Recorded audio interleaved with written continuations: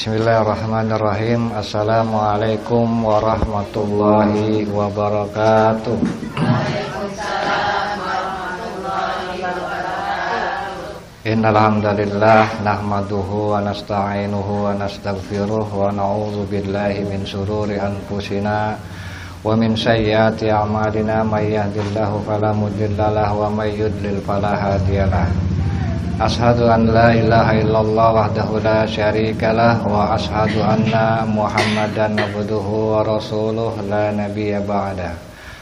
Allahumma salli wa sallim wa barik ala sayyidina Muhammadin wa ala alihi wa sahbihi ajma'in, amma ba'du. Allahumma rabbi shrah li sadri wa yassir li amri wa hlul 'uqdatam min lisani yafqahu qawli. Alhamdulillah, puji beserta syukur marilah sama-sama kita panjatkan kehadirat Allah Subhanahu wa taala, yang mana pada kesempatan ini masih dan tidak pernah bosan-bosannya memberikan kepada kita begitu besar nikmat, yaitu nikmat sehat, nikmat keimanan dan hidayah dan taufiknya, sehingga kita bisa sama-sama hadir di majelis yang mudah-mudahan Allah meridhoinya. Dan begitu juga salat beserta salam tidak lupa marilah kita limpah curahkan kepada Nabi kita Muhammad sallallahu alaihi wasallam, yang mana atas berkat pengorbanan beliau dan perjuangan beliau kita bisa sama-sama hadir untuk mengkaji salah satu surah yang ada di Al-Qur'an, yang mana di dalam surat ini bisa dikatakan sebenarnya sangat penting untuk kita pahami. Dan masalah seberapa penting insya Allah nanti akan kita bahas. Para ibu yang saya hormati dan mudah-mudahan Allah muliakan, kalau pada kesempatan kali ini mungkin kalau ibu-ibu melihat ini saya pakai mic rada aneh. Sebenarnya ini semua berangkat dari komplain orang tua saya, kalau ngaji katanya mic-nya dideketin. Kadang-kadang kan suka jauh jadi nggak jelas. Yang namanya kadang-kadang kan namanya saya ngajar ya. Yang namanya ngajar kadang-kadang entah itu ke bawah ya makin jauh tuh mic. Ya harus disiasatin lah, berhubung ada mic di rumah nganggur, saya pakai lah mic ini. Gitu. Yang mudah-mudahan dengan mic ini bisa jadi manfaat buat kita semua. Para ibu sekalian, pada kesempatan kali ini kita akan sama-sama membahas surah yang sangat tidak asing buat para ibu terutama. Karena di majelis-majelis taklim para ibu kan sering diingatkan mengenai pentingnya, fadilahnya surah Al-Mulk atau Tabarok, ya kan? Salah satunya yaitu yang pertama melindungi kita dari azab kubur, kan begitu. Terus katanya juga ada kalau orang yang sekarat dibacain Tabarok, gitu kan. Kalau misalnya dia mau sembuh ya cepat sembuh, kalau memang dia mau akhirnya meninggalkan kita, cepat dia meninggalkan kita, nggak susah, kan gitu. Banyaklah fadilah-fadilah yang sering kita dengar di mana? Di majelis-majelis ilmu. Dan bahkan kita diperintahkan diajarin sering-sering baca Tabarok kalau bisa tiap malam, kan begitu. Cuman yang jadi pertanyaan, paham nggak kita dengan itu semua? Gitu. Bahkan di dalam salah satu hadis Nabi, bahkan Rasulullah ketika mengomentari surat ini, Rasul bilangnya apa? Suratun minal Qur'an, kalau kata Rasulullah. Dia merupakan salah satu surat yang ada di dalam Al-Quran. Dan terus apa? Salasuna sana. Jumlahnya itu ada 30 ayat kalau kata Rasulullah. Tasfa'u li sahibihi hatta yaghfirullah. Dan dia akan memberikan syafaat buat sahabatnya kalau kata Rasulullah, sehingga sahabatnya itu diampuni oleh Allah. Itu kalau kata Rasulullah. Tuh surat ini saking apa? Dia hebat. Dia bakal menjadikan sahabatnya, maksudnya orang yang membaca, mengamalkan, memahami ini, maka apa janji kalau kata Rasulullah? Dia akan memberikan syafaat buat sahabatnya itu sampai dia diampuni sama Allah. Kalau kata Rasulullah begitu. Kalau di dalam hadis lain ini lebih hebat lagi ketimbang diampuni. Bahkan Rasul bilang apa? Suratu minal Qur'an, dia merupakan apa? Salah satu surat diantara yang ada di Al-Quran, mahiyya illa salasuna. Dia itu cuma ada 30 ayat kalau kata Rasulullah.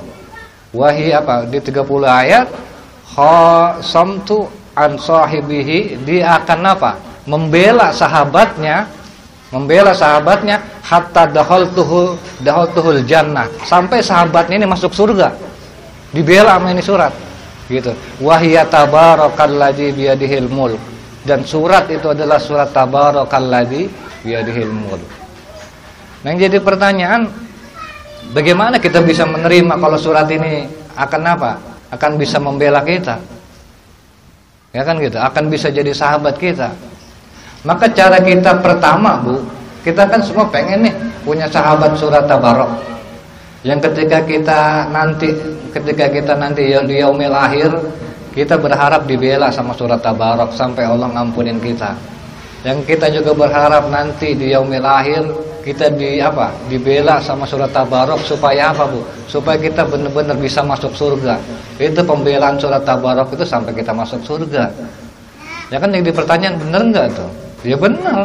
Karena itu kan apa? Ucapan yang keluar dari mulut Nabi. Sementara kan kita tahu Nabi sendiri apa? Layan tiku anil hawa. Ucapan Nabi itu enggak ada yang apa? Kan hawa nafsu. In huwa illa wahyu yuha. Akan tetapi ucapan Nabi itu adalah wahyu, kebenaran. Maka ibu harus pegang itu, harus percaya itu sama apa? Sama apa yang dikatakan Nabi, bahwa surat ini akan menjadi sahabat.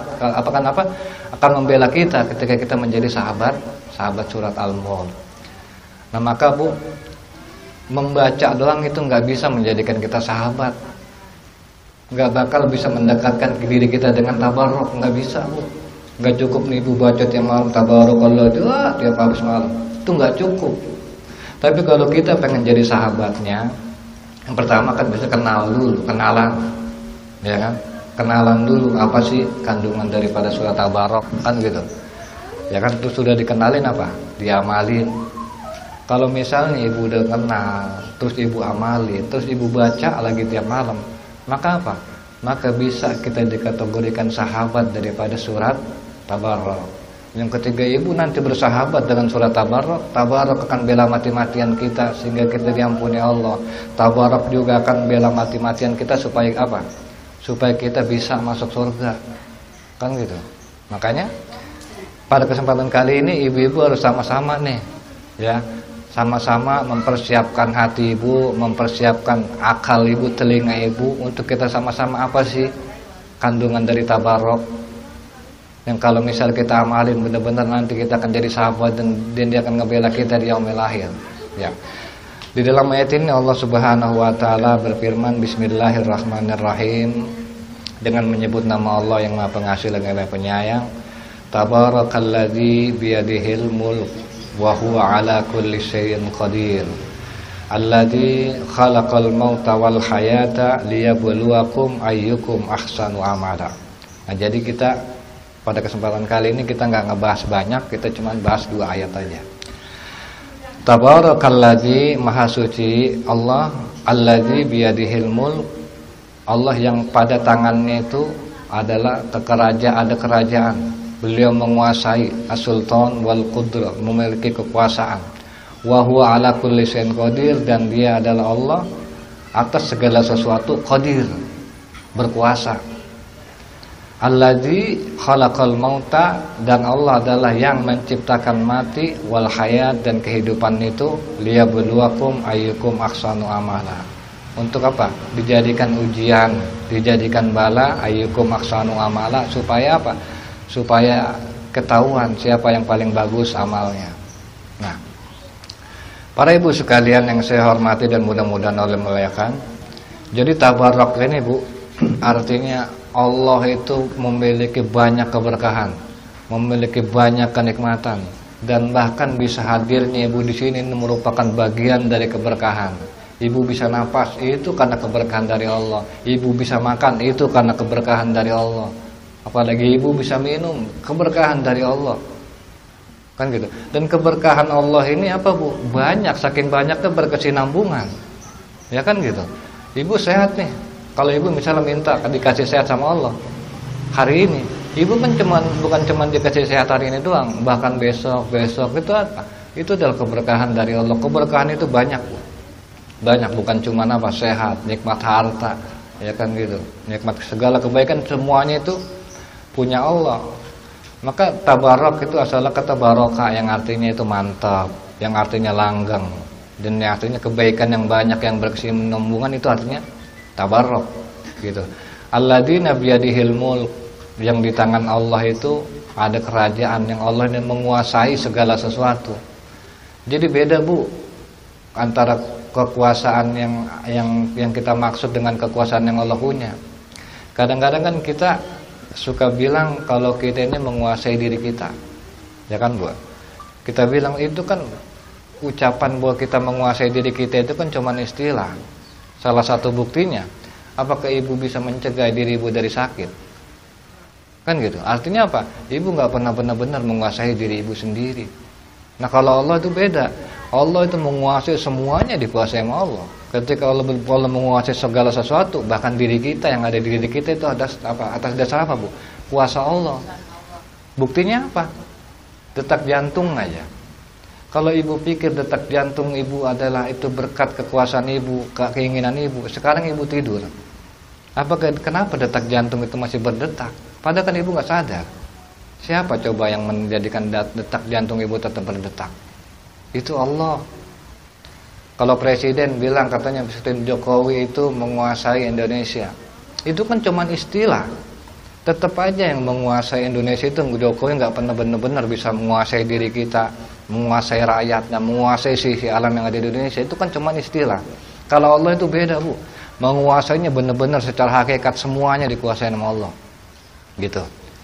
Semuanya dikuasai oleh Allah. Makanya juga wa huwa ala kulli syai'in qadir, dan dia adalah atas segala sesuatu itu qadir. Makanya bahasanya apa? Didahulukan atas segala sesuatu. Dan Allah apa? Dia Allah atas segala sesuatu, qadir, mampu. Bahasanya begitu, enggak qadir dulu baru segala sesuatu. Tapi itu segala sesuatunya itu Allah berkuasa. Gitu. Allazi khalaqal mauta wal hayata liyabluwakum ayyukum ahsanu amala, yang Allah itu menciptakan mati dan kehidupan itu sebagai liyabluwakum, sebagai ujian, supaya apa Bu? Supaya kelihatan mana yang paling bagus amalnya. Mana yang paling, di sini dikatakan ahsanu amala, enggak dikatakan aksaru amala. Bukan dikatakan yang paling banyak amalnya Bu, tapi yang dikatakan ahsanu amala. Jadi masalah amal nanti di hadapan Allah, yang Allah lihat itu bukan masalah banyaknya. Ibu mau sholat berapa kali Allah nggak peduli, tapi yang Allah lihat di dalam sholat ibu adalah bagaimana kualitas sholat ibu. Kan gitu. Bagus nggak niatnya, karena apa? Ngaji, Allah nggak ngelihat berapa kali sering ibu ngaji di sini. Tapi yang Allah lihat bagaimana kualitas ibu ketika ngaji di sini. Kan gitu. Ada nggak ibu benar-benar memahami? Ada nggak ibu benar-benar mengamalkan? Nah itu yang Allah lihat. Lebih bagus lagi ketika misalnya ngajinya sering, dia malin juga, itu lebih bagus lagi. Tapi dalam ayat ini Allah katakan ahsanu amal, yang paling bagus amalnya. Dan mengenai masalah ujian Bu, di dalam ayat ini Allah katakan apa? Khalaqal maut, Allah ciptakan mati. Jadi mati itu merupakan makhluk Allah. Begitu juga hidup merupakan makhluk Allah, yang mana dia diciptakan oleh Allah. Untuk apa? Untuk menguji kita. Yang jadi pertanyaan, kenapa Allah kok bahasanya al-maut dulu baru hidup? Kenapa bahasanya mati dulu baru hidup? Kenapa Bu? Karena memang setiap kita pada dasarnya atau awalnya itu mati. Ya kan? Ketika dari bentuk sperma itu kan kita masih bentuk mati itu, belum hidup. Sampai akhirnya Allah hidupkan kita melalui rahim ibu kita. Kan begitu. Dan tujuan daripada Allah menciptakan mati tadi, hidup tadi, di dalamnya itu Bu, ada yang namanya ujian. Gitu, ada namanya ujian. Yang perlu Ibu pahami Bu, yang perlu sama-sama kita pahami, ujian itu apa sih? Kan gitu. Ujian itu adalah apa? Tujuan daripada ujian itu adalah diberikan untuk menguji siapa yang paling bagus amalnya. Nah ujian ini Bu hanya diberikan oleh orang-orang yang Allah sayang, hanya oleh orang-orang yang Allah cinta. Makanya ketika dalam hidup ini kan kita banyak nih ujian Bu. Yang pertama masalah harta, yang kedua masalah rumah tangga, yang ketiga masalah banyak lah. Yang terkadang kan kita ketika kita diuji, kita malah berpikir kok Allah tega banget ngasih gua suami enggak benar, kok Allah tega banget ngasih saya rezekinya kok dikit, kok Allah tega banget ngasih saya anak yang kurang ajar misalnya. Kan kita sering berpikir gitu. Seharusnya Bu, kalau ibu paham tentang apa yang dikatakan Allah, seharusnya ibu bersyukur. Kenapa? Karena kalau kata Rasulullah apa? Idza ahabballahu qauman ibtalahum. Kalau Allah Subhanahu jika Allah Subhanahu wa taala mencintai satu kaum, ibtalahum, maka Allah bakal uji itu kaum tadi. Gitu. Dan siapa Bu yang paling diuji, paling berat ujiannya? Kalau kata Rasulullah apa? Asaddun nas bala al-anbiya. Orang yang paling berat ujian, yang paling pertama di dunia yang paling berat ujian ini para nabi. Kenapa? Karena kadar semakin berat ujian, semakin berarti Allah cinta. Buktinya apa? Asaddun nas, manusia itu yang paling berat itunya, balanya, yang paling berat ujian itu pertama al-anbiya. Yang kemudian apa? Summa sholihun, kemudian orang-orang soleh, summal amsalu fa amsal, kemudian orang yang semisalnya. Maksudnya apa? Ya setelah orang soleh apa ya, kayak kita misalnya kan, kita dibilang soleh banget enggak misalnya kan, tapi paling enggak kita adalah orang-orang yang berusaha dekat sama Allah. Maka ketika itu apa Bu? Ketika itu pasti Allah uji. Nah jangan sampai Bu, kita misalnya nih ditimpa masalah, kita pikir Allah lagi nguji. Cuman kita kan bercermin dulu, bener nih Allah nguji apa lagi negor? Karena kan ujian itu buat orang-orang yang dekat sama Allah. Kalau misalnya kita tuh jauh sama Allah, mah jangan pikir ikut uji. Ibarat kata anak sekolah, kita kagak sekolah ngaku lagi diuji, kan aneh, begitu. Makanya misalnya nih Bu, ketika ibu sebelum ini ibu ikut pengajian, ya kan? Ibu jadi rajin sholat, atau pas ketika ibu ikut pengajian ujian Allah makin berat, ya kan? Ketika ibu ikut pengajian rezeki makin seret. Ketika ibu ikut pengajian kelakuan suami makin gak bener misalnya. Ketika ibu ikut pengajian kok anak makin menjadi-jadi misalnya. Nah ketika itu ibu seharusnya bersyukur bahwa Allah itu apa? Allah itu sedang sayang sama ibu, sedang cinta sama ibu. Kenapa? Karena Allah sedang menguji, dan ujian Allah itu cuma buat orang-orang yang Allah cinta. Gitu. Yang tujuannya apa Bu? Manfaat dari ujian yang pertama, kalau dengan ujian tadi kita sabar, kita dapat pahala. Ya kan begitu. Kalau dengan ujian tadi kita sabar, kita naik tingkat derajat di hadapan Allah. Ya kan? Kalau dengan ujian kita tadi sabar, kita dapat pelajaran hidup. Gitu. Dan yang perlu ibu sadar nih Bu, yang namanya ujian itu nggak akan pernah benar-benar apa Bu? Nggak akan pernah benar-benar mengantarkan orang yang diujinya itu terpuruk. Salah satu contoh Nabi Ayub. Nabi Ayub ketika Allah uji dengan kemiskinan, yang tadinya kan kaya, itu apa-apa Allah balikin ketika di akhirat, Allah jadikan dia kaya lagi. Nabi Yusuf, dia diuji dengan apa? Dengan kesusahan, dia dibuang sama saudaranya, berusaha dibunuh sama saudaranya, ya kan? Dia sengsara. Tapi pada akhirnya apa? Ketika Nabi Yusuf lulus, malah diangkat jadi menteri, dia kembali ke kehidupan normal. Terus apa lagi? Nabi Yunus diuji dengan apa? Diuji sama Allah dengan dia apa? Dengan dia dihukum dimasuk ke dalam perut ikan. Tapi karena dia sabar sama Allah, dia sabar menerima ketentuan Allah, akhirnya apa? Nabi Yunus dikeluarin dari perut ikan. Nabi Muhammad begitu juga. Nabi Muhammad diuji dengan segala kesusahan, dengan pembangkangan umatnya, dengan siksaan umatnya. Tapi pada akhirnya karena Nabi Muhammad apa? Sabar, akhirnya apa? Nabi Muhammad keluar sebagai pemenang. Islam bisa diterima oleh masyarakat. Kan gitu. Itu apa Bu? Ketika Allah menguji kita Bu, nggak bakal Bu kita sampai gempor, nggak bakal Allah uji kita sampai susah payah. Kalaupun pada akhirnya Allah menguji kita sampai susah payah Bu, itu kan nanti ada balasannya di akhirat. Dan itu nggak akan apa? Nggak akan Allah luput, pasti Allah catat. Kan gitu. Nah begitu juga Bu, misalnya Allah uji Bu dengan sakit. Makanya kan kalau kata Rasulullah, sakit itu katanya menggugurkan dosa.